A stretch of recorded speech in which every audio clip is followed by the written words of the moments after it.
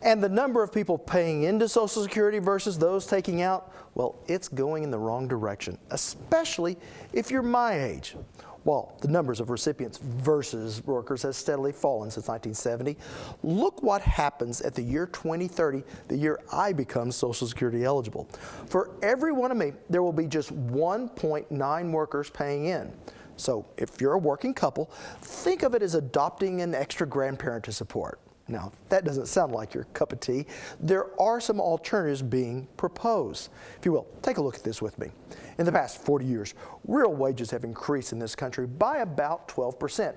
But the Social Security payroll tax that comes out of all of our checks, that has only increased in the same period by roughly 2.5%.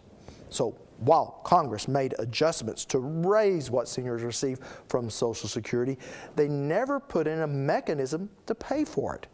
According to the trust fund's own annual report, if nothing changes, Social Security will be able to pay full benefits only until the year 2033.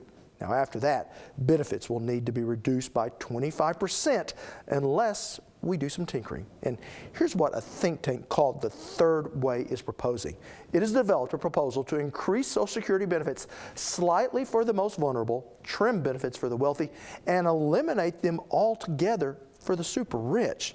Now, their proposal would also gradually increase the retirement age to 68 for those born after 1964. Not so bad when you consider that for those my age, we can't start collecting already until age 67. And then eventually set Social Security eligibility at 70 for those born after 2009. Now, just by pegging the retirement age to reflect our increased longevity, we could close about a third of the pending funding gap. Now, the Third Way proposal also tinkers with the Consumer Price Index formula that's used to set annual costs of living adjustments for retirement benefits. So just by slowing those annual increases, we could close another 1/3 of the program's projected funding gap. Now, on the revenue side, otherwise known as taxes, the group proposes that by 2020, the government extends the payroll tax for high-wage earners. Currently, if you make over $106,000 a year, you do not pay any payroll taxes over that mark. Now, under this proposal, that number would increase to $190,000 a year, essentially doubling the taxable amount for the top 2% of Americans. Now, it would also tax 100% of Social Security benefits received by high-income retirees, up from the 85% that they currently pay. So when you add all those together, Social Security is once again on solid ground for the foreseeable future. The problem is, while the math may work, the politics may not.